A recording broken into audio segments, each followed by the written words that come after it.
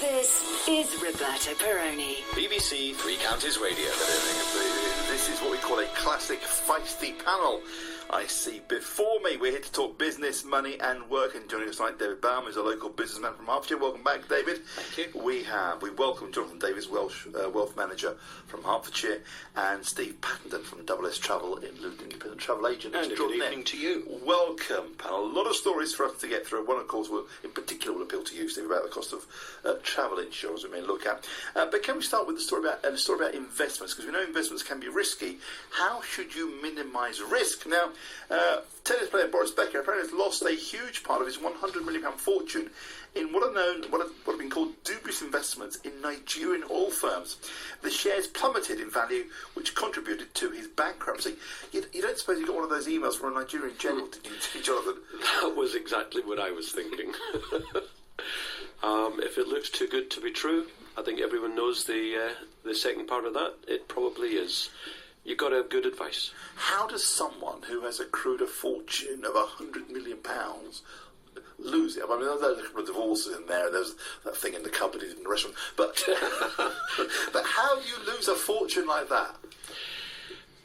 By being a silly Billy, as Mike Yardwood used to say in the 1970s, by believing that you know more than the professionals, even though you're a great tennis player, but you're not a trained and expert wealth advisor.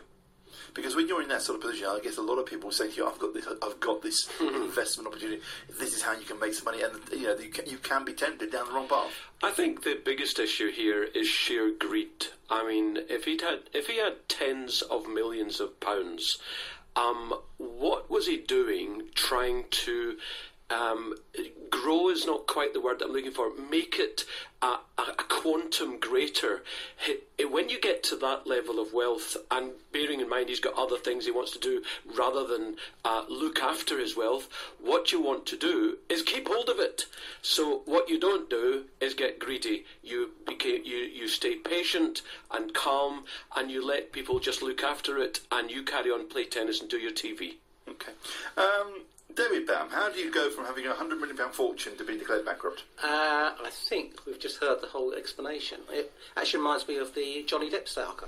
This man has got hundreds of millions of pounds. Well, he had, and what did he do? Oh, he spent it on flying his shot puts, whatever, around to an island he'd hired. He did have I think it's still an active legal case in America. He did have a management company, but he didn't seem to pay any attention to what they were saying. And he's suing them for bad advice, which he didn't listen to in the first place.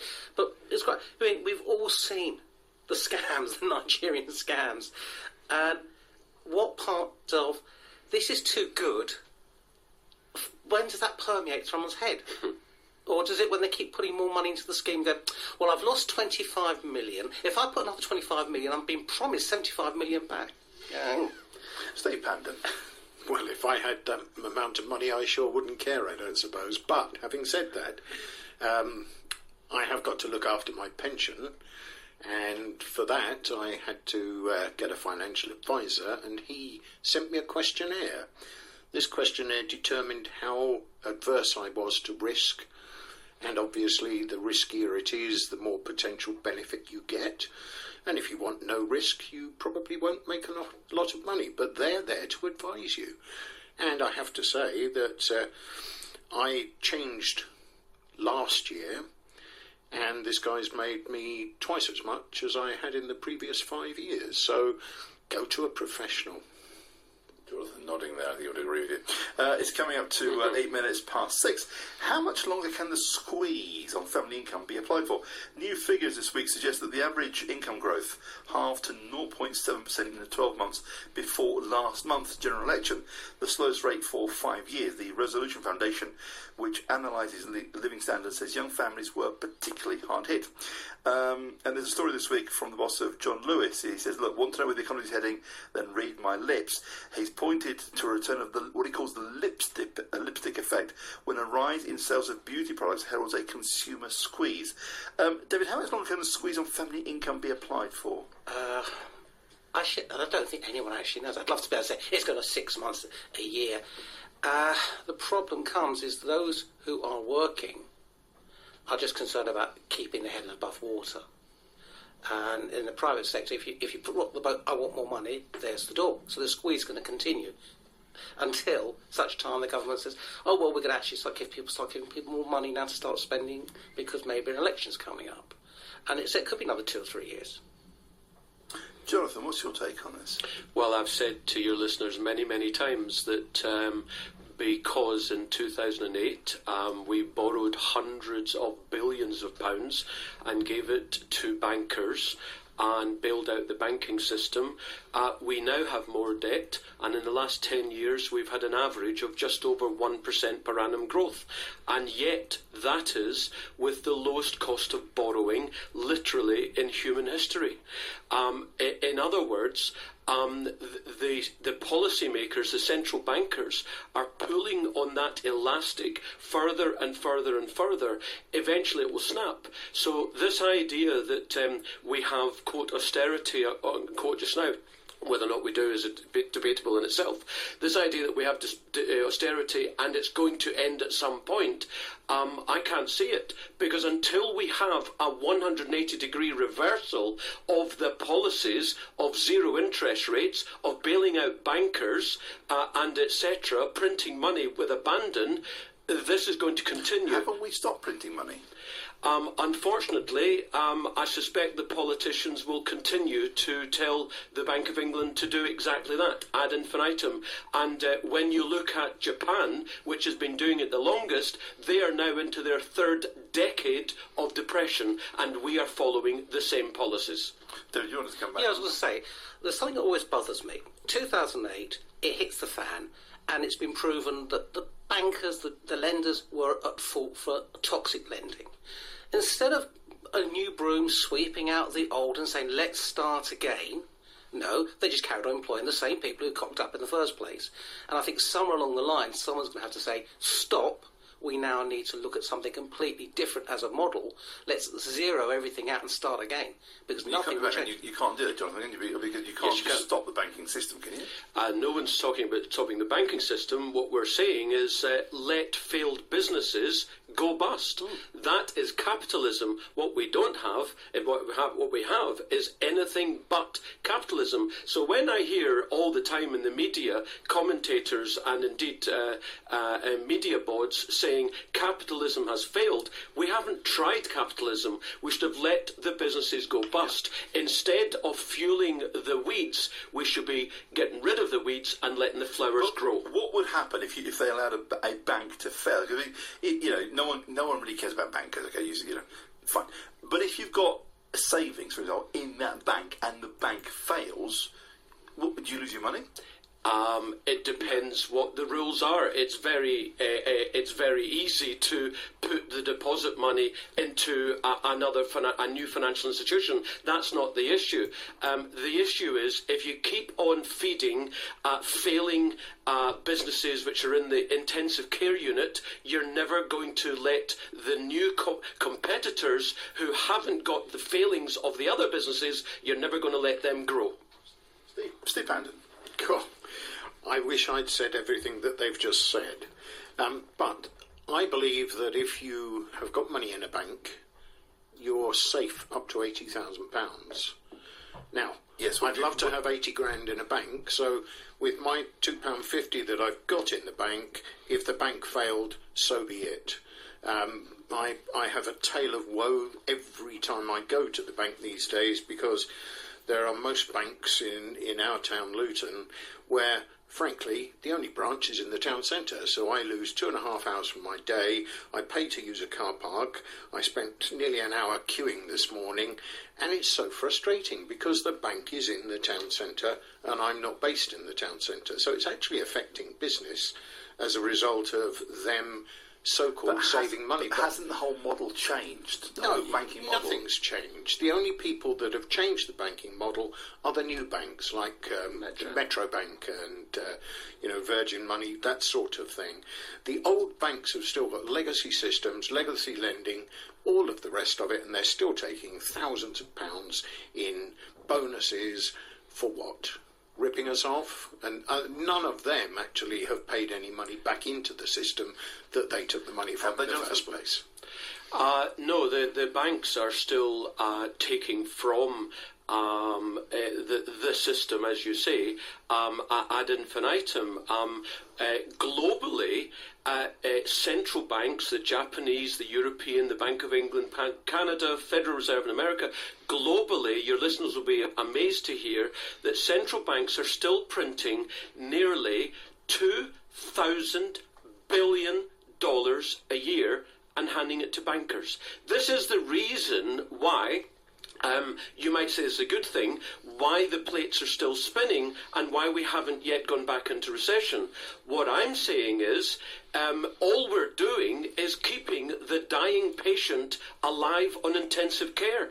It doesn't create prosperity. 1% per annum growth is the reason why we've got 90% of the population no better off than they were 10 years ago. I would go back even worse than that. I want to talk about the previous recession in say, in the 80s and 90s. And I remember banks allowing businesses to fail because they said, you do not have a proper business model, you're not making any profit, therefore we're going to pull the plug. Now, I'm very sorry, I have some friends who work for banks, and apart from Metro and the new banks, most of the other banks, unfortunately, one of them should have gone, and it would have shaken up the whole of the system. But they haven't. Jonathan, all this money that the bankers are getting, can I apply for one of these cheap loans? I mean, if they got all this money floating around the system, can an individual go and borrow some money? The Bank of England prints money electronically, called quantitative easing, and uses it to buy financial instruments such as government bonds, indeed stocks and shares, should it wish to, because other central banks are doing so, and they're buying it from the financial institutions. They're handing money to bankers, and what are bankers getting? They're getting massive bonuses every single year. Think about it. The central bank is creating money out of thin air and giving it to bankers.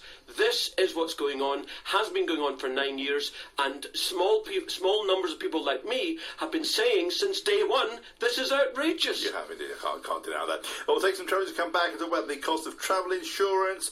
We'll talk about dangerous jobs. I don't think any three... Well, do you have a dangerous job? And we'll find out in the next few minutes. With me tonight, David Baum, Jonathan Davis and Steve Patton. We'll get them all to talk about their individual businesses very shortly. But can we talk about Carolyn McCall? ITV has appointed the boss of EasyJet, Carolyn McCall, as its new chief executive. Ms McCall, who's been at EasyJet for 7 years, will take over the running of the commercial broadcaster early next year. ITV's previous chief executive, Adam Crozier, left in June. She will have an annual salary of £900,000 plus pension and possible bonus and incentives. She does not need the money, though. Before running EasyJet, Ms McCall was chief executive at The Guardian. Before that, she was chief executive of a big global group, of a big media group that runs many radio stations across the country. She's also a non-executive director of a fashion company, Burberry. She sits on the board of the Department for Business, Energy, Industrial Strategy, and she's a trustee at the Royal Academy.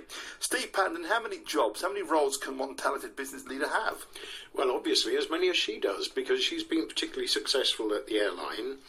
I don't know an awful lot about her previous life, but, they do say that you have to attract good people with good salaries. My only contention is, where's the ceiling? $900,000 a year, that's almost as much as a footballer. I thought she would pay more. Well, it's amazing, isn't it? How much is the pension? Because it does say plus pension. Quite substantial, I should imagine. Yes, I would have thought. But she's a very successful business. She is, and good for her, because she is a woman, and everybody... Was this a good time for her to go? Because it's a fresh challenge, and B, because there are changes coming in the airline industry because of Brexit. There are big challenges. I entered the travel industry in the years when you could fly a UK aircraft from the UK to anywhere else in the world, but you couldn't... So let's say it went to Europe.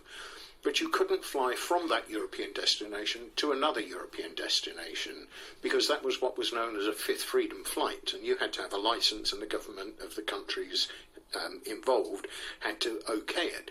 Well, of course, we're sleepwalking into a similar sort of thing now. Well, that's going to hit the likes of Ryanair, whose aircraft are all Irish registered. So what do they do from the UK to Europe? and because they're Irish registered aircraft, they will technically be going from the UK, which is no longer part of Europe. And of course, EasyJet, which have got their aircraft registered in the UK, they will be able to still go from London to Paris or wherever, but they won't be able to then do a similar service from Paris to Dortmund. They just announced the other day they were opening an office in Europe. Well, correct. They're opening in Vienna to get round that. But it's a big complication because you then start wondering which is the head office, and has that meant that a particular industry is now starting to move abroad, rather like the financial institutions are having to put offices in Europe again. So, yes, it's probably a good time for her to go, because the new person in hopefully will be a specialist in this sort of thing, and therefore will steer EasyJet through the best way of getting round. Which you have taken EasyJet into the top 100 for Oh, 100, yes. so Yes. very successful. Jonathan Davis, how many roles can one talented individual have? I think if you're an entrepreneur type of person, you'll more likely be focused on one main activity, whereas Miss McCall is clearly not an entrepreneur. She's never started a business. She's never born it and seen it grow. She's an administrator, no doubt a very effective. Well, she's a very effective administrator. She's a corporate type, and she earns about the same as the governor of the Bank of England. So you know, these people they do well with their cheese and wine and prosecco parties, and she'll do fantastically well by hobnobbing with the establishment, which is what she is. And good luck to her, and I hope ITV do well with her. Bearing in mind, it's the second most important broadcaster in the United Kingdom, and it's therefore a pivotal role. I'll be very interested to see what message ITV gives out politically going forward. Okay. Debbie Bell. Yes. How many jobs can one person have? I can answer for me 2 maximum. One is what I do, obviously, for a day-to-day job, and the other's my charity campaign. I couldn't imagine spending any more time. I keep being asked by people who do multi-level marketing, come on board, take this. You don't have to spend any time. But if you're an entrepreneur or a business, you have to devote the time. And as I said, as an administrator, you can have 2, 3, 4 jobs.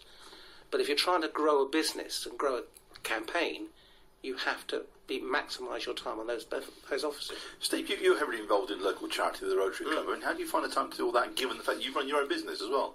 Because you find the time somewhere, because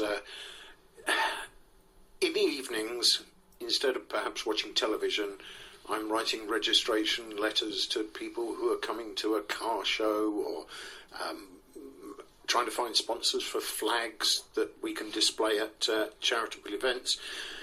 It's also very pleasurable because, for example, last week I was at a concert where the average age of the people performing was 18. Sorry, not that was the average, that was the maximum age. Some of these musicians were unbelievable. Now, to me, what we see in the newspapers and often reported in the media is that the youth of today is up to no good and is not as good as it used to be. You know, that's totally disproved by concerts like that. So, yeah, you find the time. Okay. I don't have a family. Okay. And while you're on the issue of charity, you're one of the people behind the South Bedfordshire Classic Vehicle Show. When is it taking place this year? Sunday the 13th of August. It's always the second Sunday of the month. It's taking place at the showground at the rear of the Cross Keys Public House in Pullock's-Hill.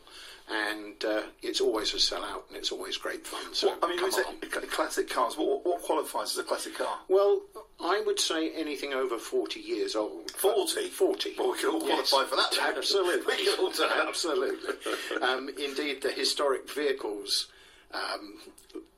licensing thing for the car tax, you're counted as a historic vehicle from the age of 40. But there are classic cars that are much less old than that. For example, MG Rover produced a V8 car in the 2005s and 6s, which, because there were only very few of them made, for example, there was an estate V8 That was This is the Rover 17. No, you're thinking of the MG RV8, which was in 1992-93. This was called the ZT260. Yes. Which had a Ford Mustang engine in it. And, there were so few of them made because Rover collapsed soon after they were introduced. They are fast becoming very collectible and therefore a classic. I lost out on that one. Someone offered me one. And my then boss said, don't touch it. What's going to happen if it goes wrong? And they were they were giving them away because what we're going to do is, and I missed out on buying them. But the thing is with cars, I mean, as an investment, do they make sense, Jonathan? Someone explained to me the weekend they collect classic cars, but very expensive ones, because they can buy them, keep them, sell them. They make a profit, and there's not any tax to pay directly on the profit. Classic cars, classic furniture, Classic women. Fine art, they have been phenomenal investments over the last 25 or 30 years. The issue there, though, is over the last 25, 30 years, we've seen inflation come right down from well into the double digits to 0 or 2%, and we've seen interest rates fall from 15% to literally 0. What I mean is there's been a vast amount of cash sloshing around the system. It has been a fantastic investment. I'm not so sure over the next 5 or 10 or 15 years it'll be the same. Well, things like classic cars, but once they've reached a certain level, or paint or works of art, for example, do they ever really come down? Do they not stay where they are? Well, it's a funny thing because literally last week I was fortunate enough to have lunch at Brockett Hall. And Roberto, you'll immediately know I'm about to talk about Lord Brockett, Charlie Brockett, very funny character, who lovely guy, no doubt, Champagne Charlie, early 1990s. For your listeners who don't know the story, he did serve some time at Her Majesty's pleasure. Well, he did eventually. There was a credit crunch. There was a serious recession. Classic cars, etc., plummeted in price for years. So he dismantled his Ferraris, put them in the ground. Someone shopped him. He was sent down. The point is, yes, anything can go up and anything can go down. And if there's another credit crunch, I wouldn't be surprised if that's exactly what happens. I am not going to condone any level of criminality, of course, and Charlie did serve some time at Her Majesty's pleasure to say, but what a clever idea to blow the car. Where's the stuff? I don't know. What car? Well, there was a thing on last night. Paul Hollywood did it about the Italian journey, and he was talking about one car, this supercar. There's only about 100 being made, and they're being made in this almost like a house, a museum. They're never going to be driven. These are literally cars that are going to be put into store, and that's all they're ever going to be done. What a waste. Yes, exactly that. I have a car where there were only 17 of them made, and I happened to buy it at a very decent price last year, and it's doubled its value already. So, yes, if you go in at the right time and come out at the right time, you could, if you wanted to, make an awful lot of money by buying 10 or 15 of these things. Nobody ever does. It's an urban myth that rare assets can only rise. Like, for instance, no one believes that house prices could ever fall sustainably. I'll tell you, if ever house prices or classic cars, etc., start falling and fall sustainably, you watch, there'll be a flood come in the market. We have to, of course, recall our first story, Boris Becker, who thought his investments in Nigerian oil were very clever, and then, seemingly, unfortunately, he lost a lot, which is a terrible, terrible shame for him, of course. The TV news is showing pictures of the Governor of the Bank of England holding up a new £10 note. We'll address that story very shortly with our illustrious panel tonight: David Baum, local businessman from Hertfordshire, Jonathan Davis, wealth manager from the same county, of course, and Steve Patton from WS Travel in Luton. Now, while we're on the subject, David, just explain what it is you do for a business. We run a credit control collection agency, so companies who have a problem collecting money through their own resources but don't want to result in not getting paid will contact us. We will contact their clients as the client and hopefully get the money in. And if it goes a bit further away, then we can revert to traditional methods of issuing stat demands, etc. Okay. Have you ever had a client who owes money burying property somewhere on their land? I've heard. Because that was quite a good. No, actually, well, Not condoning any kind of. no, there was immorality, an insolvency practitioner who works for a firm in Watford. Michael, he's a South African, and he was telling me that he attended a property with the police because he was really unhappy with how they were behaving, and they ripped the floorboards up, and they found all this jewellery. And she said, "How did that get there?" It's a mystery. That's Toya Wilcox Sangos. And you're also involved in the 365 Challenge. What is that? It's a campaign I set up last year, which is to raise awareness of the effects of post-traumatic stress disorder. Unfortunately, too many people still think this is to do with the armed forces or emergency services. Only 2 weeks ago, 5-year-old, 6-year-old children are asking for help because of what's happened at Grenfell Tower. And through what we're doing, which is not a financial programme, it's all about raising awareness and getting people involved. We so far 16 or 17 people now sought help from trained counsellors. Okay. Jonathan, you're a wealth manager from Hertfordshire. Clearly very good at what you do. You can't talk about your clients, nor should you. But what sort of, when you look after someone's money, what sort of people, what sort of calibre of people? Okay, is it someone, for example, who's a bus driver? No, because I'm essentially looking at £1 million plus portfolios. So minimum, and Minimum's £500,000. Okay, and what's sort of the top end of the market like for you? Sorry, say that again. What's the top end of the market? What sort of higher level? Oh, for me, 5 million. Okay, and they just say, "Here's the money, you invest it, look after it wisely."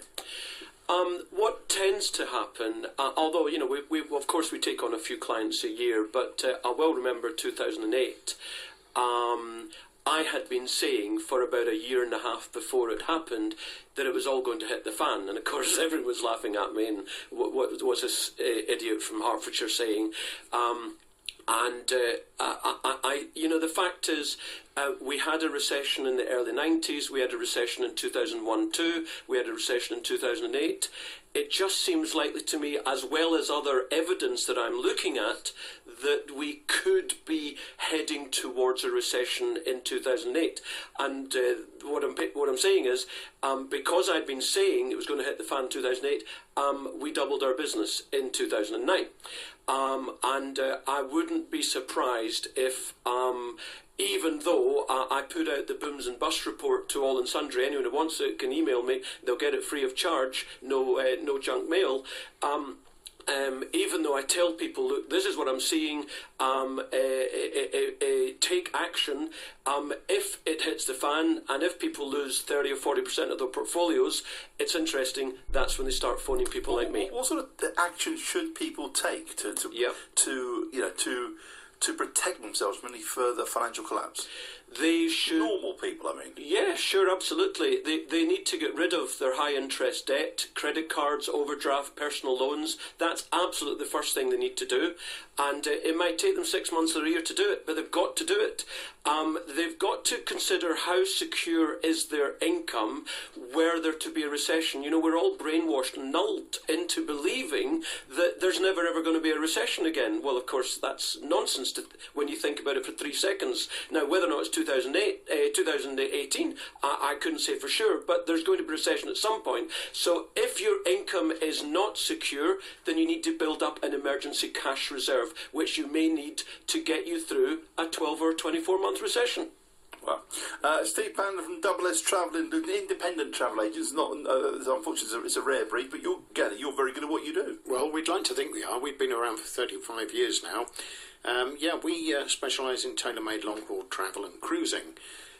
We also do escorted tours, which basically are no more than places that I want to go to and say to people, would you like to join me? So I'm lucky enough to be going off to Croatia in September. But isn't that the best kind of holiday? Because of course it is. It's not like people can go online, they can do their own thing. That's fine. But if you're going there, I'm thinking if you're going to go to somewhere, it must be good, because otherwise you wouldn't go there. Well, sometimes I go because I've never been and I'm just curious. But I must admit, Croatia, we've chartered a ship, a whole 18 cabins. So there's 36 of us going on an 18 cabin super yacht, as it were, going around the Croatian islands, which we did 3 years ago, and it was such fun. I would never have considered Croatia. Unbelievable. I've been there, it's fantastic. Yeah, it's the only place I know of where everywhere you look, the trees and the greenery comes right down to the water's edge. Everywhere else, if you go to Spain or Portugal or Italy, you have to go at least 100 metres, 200 metres off the shoreline to be able to see trees or grass. Everywhere else is sort of desert. And then in October, I'm lucky enough to be taking people for 3 days to Jersey. So, it's totally different things. We've done China, we've done South Africa, we've done Canada, we've done Australia and New Zealand. So yeah, it's interesting. And what sort of clients? I mean, how would you describe the clients? Are they slightly old? Are they older people who've had their money, they've finished working, they've got time, they want to travel? How does it work? It depends on where you're going. If you're going for 3 days to Jersey, really, it's open to anybody. If you're going for 2 weeks and it's out of school time, it tends to attract people who haven't got children at school or that sort of thing. And let's face it, at the moment, those people who have retired in the last 5 or 6 years, maybe even the last 7 years, are probably the wealthiest people that have actually got money to spend on holidays. Well, they would be if they invested with him. Yes. Well, yes, that's true. Okay. Look, can I ask you, because we were talking about holiday travel insurance earlier on, because this report by Macmillan Cancer Support suggests survivors of cancer pay significantly more for their travel insurance. Now, I think it's a given that if you've had cancer or any kind of condition, or you have a pre-existing condition, then you will pay a little bit more. But just how much more are people being asked to pay, Steve? Well, it depends on the condition. And it depends on whether that condition statistically can come back or not without warning. You see, if you go to the United States and you break an arm, just a simple fracture, you're likely to be charged £15,000. Now, not many people who go to America could afford to say, oh, here you are, yes, I'll pay for my get-out-of-hospital card by, settling a £15,000 debt. So if you have to claim on insurance, it's well worth having. Having said that, somebody who's undergone a lot of treatment, the hospital probably knows more about their body than they do about yours or my body, because fortunately you and I perhaps haven't had that sort of in-depth investigation. So you can understand sometimes why, if a doctor says you're clear and the insurance company says yes, but you're still very high risk. However, even people who are 99 years of age can still get travel insurance, which is a lot better than it was 10 years ago, when basically when you were over 70, you were deemed unfit to travel anyway, so you couldn't get travel insurance. So it's like having house insurance. You hope that you never have to use it. You curse paying it every year. Every year the premium goes up. The same with car insurance. Insurance is one of those things. You never actually need it until you need it. Okay. And do you have clients, because clearly you will advise them to take travel insurance, who say, I will decline the travel insurance? Yes, we do. Yes, we do. And we ask them to sign a piece of paper to say that they have declined it as well, because I consider it my duty to make sure that they are covered. I wouldn't send them on an aeroplane which had got leaky fuselage for lack of maintenance. It's exactly the same thing, and unfortunately those people that book on the internet sometimes purely forget to take travel insurance. In the simplest terms, I mean, you might miss a flight. It is possible. Your hire car breaks down the way to the airport, you miss the flight. Without travel insurance, you've got a problem. You lose your luggage, your camera gets stolen. It is, but the more important, if you're involved in a car crash, for example, yes, you've got a major issue. Yes, indeed. I don't care what anyone says, your health is more important than anything. Interestingly enough, if your train is late to Gatwick Airport, for example, or your scheduled bus service that's got the letter N in the logo, you're covered. But if you take your private car to Gatwick and it breaks down or you get a puncture, the likelihood is you're not covered. Okay, and just before I ask David and Jonathan for their view, the E111 card, that covers in Europe for most eventualities, does it? It covers emergency treatment only. It's not the same as travel insurance, but it covers emergency treatment. Is it going to survive? I don't know. Well, who knows? Jonathan, the travel insurance, the whole thing with insurance is it's the sort of what-if scenario, but some of the people that we've heard from this afternoon, some of the prices that are being quoted is extreme. Would you ever consider travelling without insurance? I would not consider travelling without insurance. We generally drive abroad to France for our long summer holiday. I'm looking forward to going there, in fact, in 2 weeks' time, doing exactly that. We will have whatever insurance we need. David Bell. I've unfortunately twice had to have claim on insurance. Once I was in New York, I got a really, really bad dose of flu. I was in a really bad state. I thought you were going to be off already. And I had to get the doctor out, and if I didn't have the insurance, it would have cost me a fortune. And then we were in Spain a number of years ago, and my wife slipped on the side of the pool, and she did some damage to her muscle and had to get the doctor and everything, and it was covered. I couldn't think about travelling, going abroad, and not being covered by insurance. It just would be wrong. It's a false economy. Those who want to have the wonderful holiday in the sun and save whatever it is, £100 or a couple £100 for the family for insurance for the holiday, it's a false economy. Get it for the whole year. Because as Steve already said, you might never need it, but if you do, you'll be glad you've got it. Sure, but the question is, for people who've got things like cancer, for example, or pre-existing, it can be prohibitive. I've heard people this afternoon, people who are more mature, paying 500, 600 quid a year. But if you go to a broker, my wife had breast cancer 20 years ago, and we know if you go into specific brokers, they can look around and get deals that will cover, that don't have to cost an arm and a leg. Well, there we go, if it costs an arm and a leg, you don't need the insurance because you won't be travelling. You can even get an insurance if you have a terminal prognosis these days. So nobody should not be able to travel.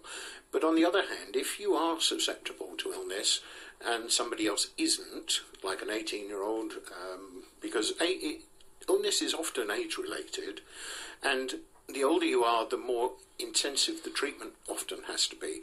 If you're 18, you could certainly turn around and say, on the other hand, why should I subsidise 70 or 80-year-olds? Because if something happens to a 70 or an 80-year-old, the chances are they're going to need more care than an 18-year-old if they have the same thing happen. Unless you're an 18-year-old who's going to one of those Spanish islands to get blood drunk. I remember Club 1830. If they get drunk, they're not covered by their holiday insurance anyway. Okay, and ski holidays, I would assume, are much more expensive because the propensity... Really? No, they're not. They are more expensive, but it's only about 20 to 25% more expensive. And the reason for that is... far riskier, though. No, because the ski gear itself is now so much better than it was. When I first started skiing, we used to have to lace up a leather pair of boots onto a pair of wooden skis. Well, I'm 60 now, so you can imagine I was fairly young when I went away, probably 15, 16, 17.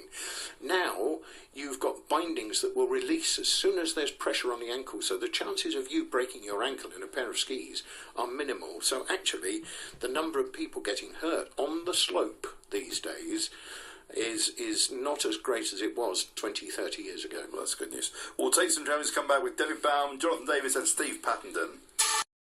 It's 13 minutes to 7. Jonathan Davis, David Baum, Steve Pattenden with us tonight. Gentlemen, is your job dangerous? Hairdressers and beauticians are 7 times more likely to have an accident at work than carpenters, according to a study, with bricklaying 3 times less risky than being a fitness instructor. Meanwhile, dog walkers, kennel owners and pet parlour owners are 3 times more likely to have an accident at work than lorry drivers. This is all according to the Health and Safety Executive. They've estimated that 621,000 workers were injured at work in the year from 2015 to now. The most common incidents were injuries from handling, lifting or carrying stuff, slipping or tripping or being hit by a moving object. What are the chances of you being injured at work, Jonathan Davis? I did pick up my phone recently hastily and banged my eye with it, which was hello, bang, which was a bit silly. And I find, because I'm staring at screens for 80% of my life, I get headaches probably more often than I used to, perhaps 5 or 6 times a year. It's not a dangerous job, I mean, again, but it's risky. Well, You've got to be on top of your game all the time, but physically it's not dangerous. No, I'm sitting on a chair. Okay. Steve Pattenden. Well, unless a brochure falls on the top of you, there's not an awful lot you can injure yourself with in our place. However, having said that, we do get quite an incidence of paper cuts. You know, a little slice of paper that goes through the finger and hurts like Billy-O. Yes. But no, we're very, very lucky. We have carpets so we don't slip over. Brochures are normally not that heavy. And we don't allow coffee in the front of the office except for clients anyway, so you don't even get scalded. So no, because people might spin it and drop it into the computer keyboard. And well, that was my first thought. That's why we banned it, not because we might scald ourselves. David Bell. Unfortunately, I was a hairdresser, so I know about the injuries that hairdressers suffer. Generally, cuts from scissors when you're cutting hair. Lots of cuts. But actually, a few years ago, one of our clients said, "Can I have your health and safety policy document, please, David?" And we're basically office-based, and I had to write this policy document, and it actually made me think of all the things that could happen in an office. So we don't have accidents because we think about it. It's 9 minutes to 7. Gentlemen, is it good news that charges for card payments will be scrapped from next year?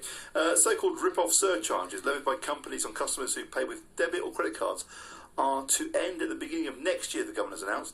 The new rules will ban companies from charging up to 20% more for purchases such as flights if they pay with a credit card. The surcharges are commonly levied by businesses ranging from takeaway apps to global airlines to customers or any kind of use by a card.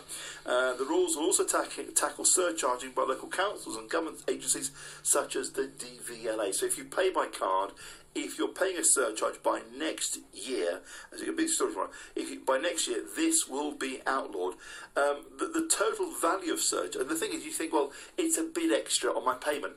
It's when you look at the collective figure that it gets interesting, because according to Treasury figures, the total value of surcharges on debit and credit cards is an estimated £473 million a year. Is this good news for the consumer? Yep. I mean, in fact, I can actually say we have never, ever surcharge for anyone who wished to pay by a debit or credit card. I think it'd be morally wrong to make money on another card, on a card payment. I don't care, it's cost us money. We've never charged it, and I'd be delighted if nobody else does that. So what sort of costs are incurred if you... We're just in the middle of changing over, so it's something like 1.5% on one of the cards if we do, and it's all various things. If you're using a debit card, it's one price. If you're using a credit card, it's a different price. If the card holder's not present, it's another. It chops and changes, and I think it's, as I said, it's morally and wrong. Are these arbitrary figures? They sort of add up. You know, someone's present, not present, whatever. Well, no, there's a tariff charges. As I was looking at it happened the other, I just can't remember now because I've got so many things going through. But it was. I think it's just they don't need to put the charges on. And I'm so delighted that they're going to be stopped. There's going to be other things like if you're booking tickets for concerts or theatres, for example. They say a 5% surcharge if you use a I mean, I debit used to card. go, if we went to go say with EasyJet, you wanted to book online, you used the debit card because they didn't charge for the debit card. But there should be no charge for credit card as well. So, Steve? Well, I'm a little bit hesitant about agreeing with that because if you have a price that is set for you, for example, a flight...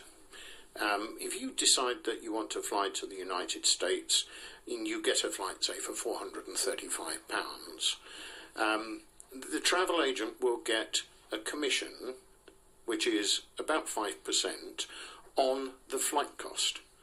£335 of that is actually tax, which you don't get a commission on. So you're collecting £435 from a client.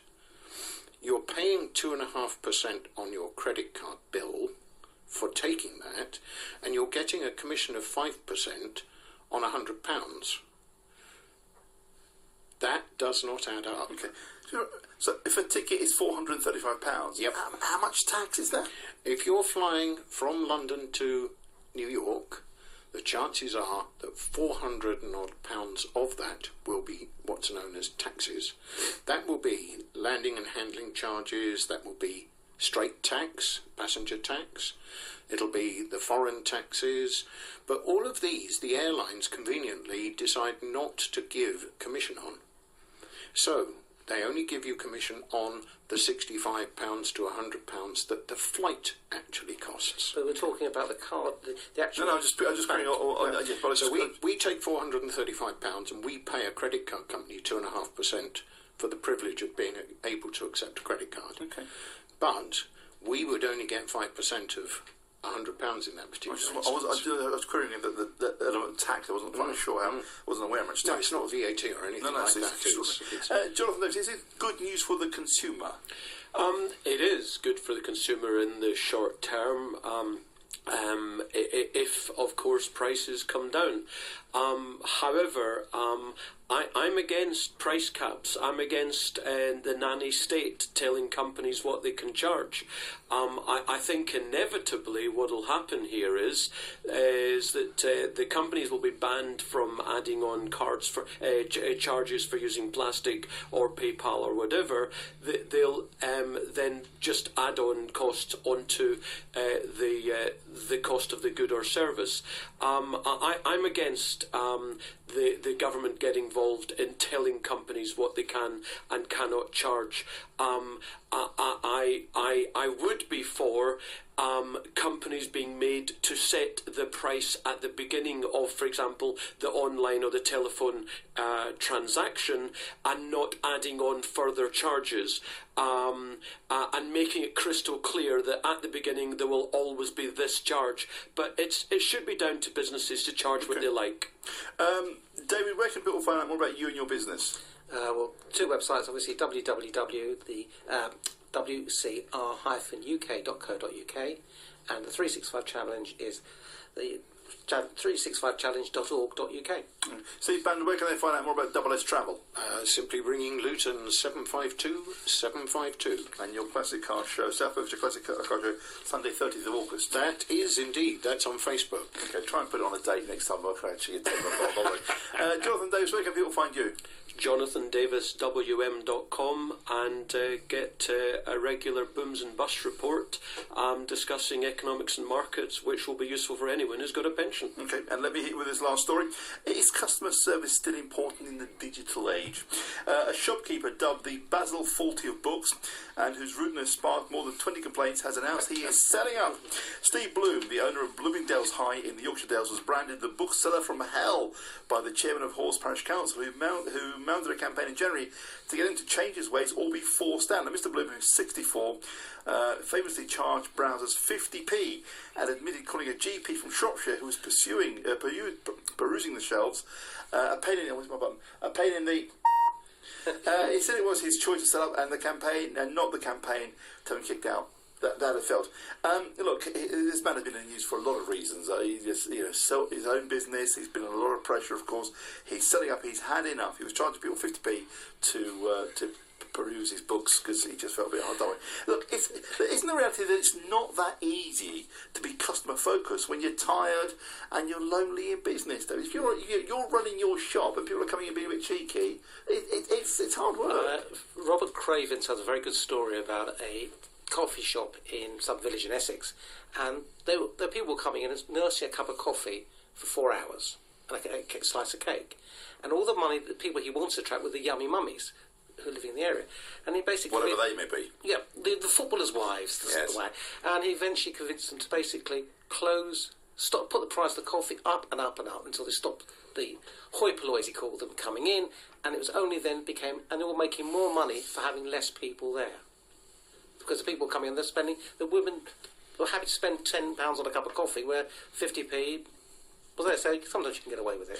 Jonathan, is it hard to be customer focused and offering customer service if it's your own business and you're tired and you got all the weight of the world on your shoulders, and it's not it's not if you're a big corporate, it's all done for you. Welcome to the real world. If you're an entrepreneur, if you run a business, you've taken on all the responsibilities of managing and developing that business.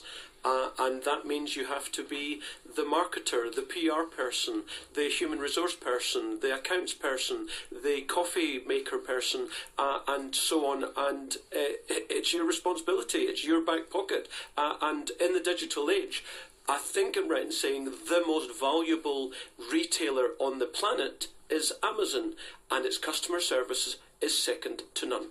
Okay. Steve, have you ever had someone come in and just look at the shelves, look at the brochures? Oh, often. But we don't offer them coffee. No. Everybody else gets a coffee. But no, they wouldn't even know that the coffee existed. But we do have one particular service which costs us very little and is actually very effective, and it's a thing called a smile. It's absolutely amazing how many times people come in and they say, I like coming in here because people smile at you. Now, a computer rarely smiles at you, thank goodness. So how do you train your staff to smile at people? Do you have to say that you can come in there, you've got to smile? No, actually it's very simple. Every time somebody makes a decent booking, I play a particular piece of music to them after the client has gone. And they hate it so much, they smile. Well, thank you around the stage, Jenny. How I told you the good David Baum, Jonathan Davis and Mr. Steve Pattenden.